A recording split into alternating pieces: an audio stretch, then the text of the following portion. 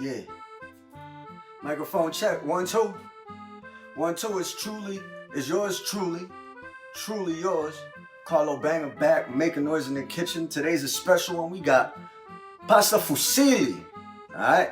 Bringing it back to my New York Italian shit. You know what I'm saying? Pasta fusilli in a cast iron pot with a spicy marinara and Patagonian scallops and spiny tail lobster. I want all out on this one.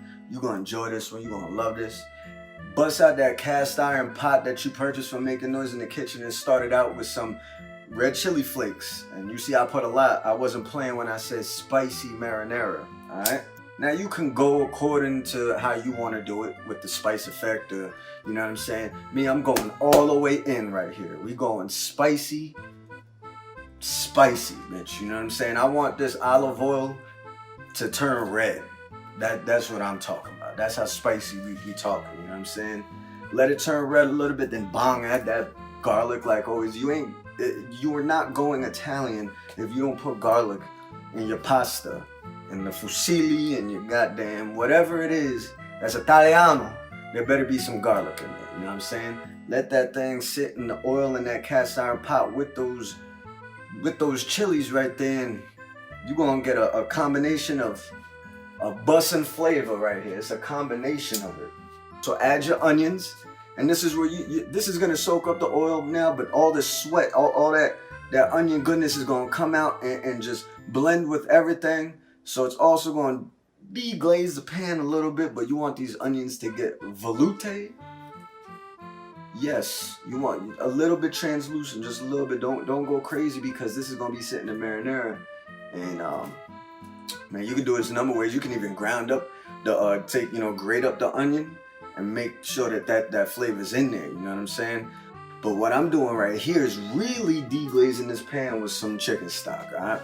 I always put chicken stocks in my marinara the way some people put sugar in their spaghetti sauce, gravy, whatever you gonna call it. I always put some chicken stock in it because I want some heartiness. You know what I mean? And I want to be able to adjust the consistency of my sauce, you know what I'm saying? So like, get that going there, a little thing, and let it come to a boil, and let it reduce down just a little bit, you know what I'm saying? It don't have to be too much, because it's gonna reduce down with everything else that we're gonna put in this bad boy. Look at that thing burling. It's burling, getting ready to you know what I'm saying, maximize. This is where I know I could just add these tomatoes right here. These are stewed tomatoes, a mixture of stewed tomatoes and diced tomatoes. The stewed tomatoes got a little smokiness, roasted stewed tomatoes that you can find at Publix or C-Town. You know what I'm saying? And this is right here. You see, I ain't adding no thickener. I'm not adding no sauce or no paste just yet. You know what I'm saying? This right here, I want all this. I want that tomato to come out of it. This is gonna give the acidity and the pleasure and the authenticity of a real sauce or gravy, whatever you know what I'm saying. But God, this shit busting. Look at that. Let it move, and then just let it sit. Reduce down. I want this thing to reduce down. And you can tell when it's reduced down. You look at the side of your pot, and you'll see like markers. You see that, the residue. And that thing, you reduce it down like that. Then you know there's flavor that's all up in the neighbors. You know what I'm saying? It's woo-wee. Man, I'm a beast. Alright, so now we just added our thickening agent, which is nothing crazy, no cornstarch and all that, just some seasoned tomato sauce and a little bit of tomato paste mixed in there, you know what I'm saying? Move that thing around, and once this thing starts burling, things are just gonna cooperate as they should. You know what I mean? Alright, so right here, this is some more tomato paste to get it now thicker, because I know I'm at the end of what I want to do, you know what I'm saying? Now, normally, of course, you gotta, cook the tomato paste, but I'm leaving this a certain amount of time that it's gonna do it. I had some garlic powder and some smoked paprika in that bad boy, just for the difference. Like I said, smoked paprika is my favorite. But now, once everything coagulates in there with that thyme and Italian seasoning dressing that I just threw in that thing, it's gonna gradually get thick right at the time that I need it to get thick. You know what I'm saying? course, you gotta add the sazon, man. There's gonna be some sort of Goya product in everything that I do. And if you got a problem with that, you probably should not watch this channel or dip out. It's all about Goya. Not all about Goya, you know what I'm saying? But there's a lot of Goya shit in my cooking. Let the pepper move in. Let the pepper move into the sauce, you know what I mean? Because you're always gonna garnish later. And of course, very interesting what I did right here, okay? That was a mixture of salt and pepper. I mean, salt and sugar, but not too much sugar, you know what I'm saying? Just to do its thing, you know what I mean? Add a little bit more pepper, and I want everything to be even across the board, you know what I'm saying? And I can eye it out because I've done this so many times, it's ridiculous. Now this gravy, this sauce, this marinara, cual tú quieres hablar, anyway, right now it's at the point where I needed to be. So now I know I can start the business. This is what's gonna get todo mojado right here. I'm using 2 cast iron pans for this. All right, I got a big one, as you can see. All right, and I'm gonna plate and do my presentation on a small one the same way, on a very small one. All right, so start it off with butter. I'm not even gonna let it brown, and throw butterfly this spiny tail lobster and throw it face down, just like that. All right. Go and Google your standings, your temperature, and where you need to stop, and time this out. It's very important to time out seafood. You don't. Trust me, you want to enjoy the seafood. A lot of people love seafood because it's like an event, an experience. It's like a treat. I don't know, I just snapped. It's like a treat, so make sure you do it correctly. I want to start off with the skin side down first to give it that char a little bit, and then end it on the shell, so it can be able to separate loosely and things of that. It's just beautiful thing. And don't overcook it, please. All right.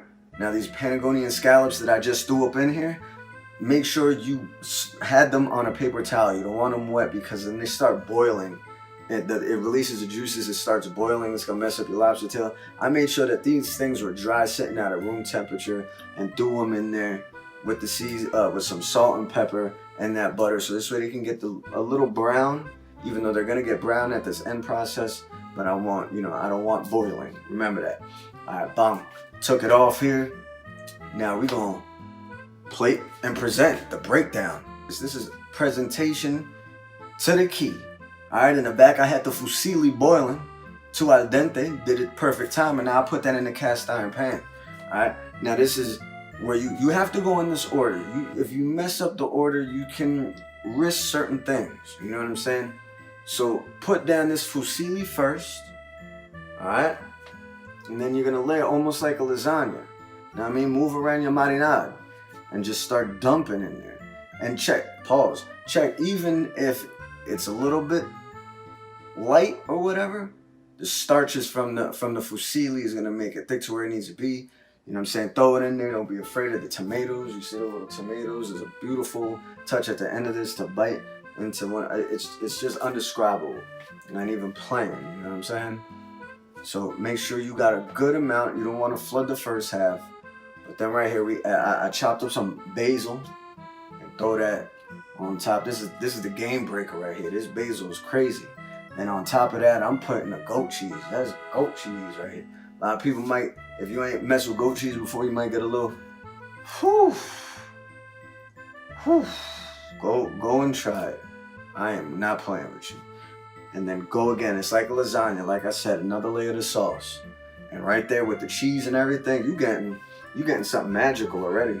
Don't let nobody around you see you while you're doing this.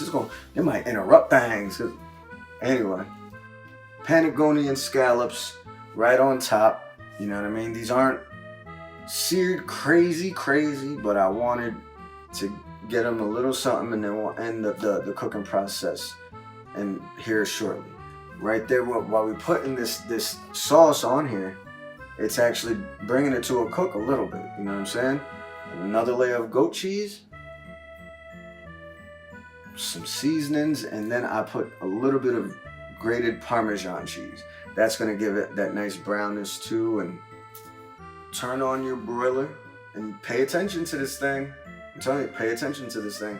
But turn on your broiler, make sure it's at high heat. Bang. And take that pan and watch yourselves.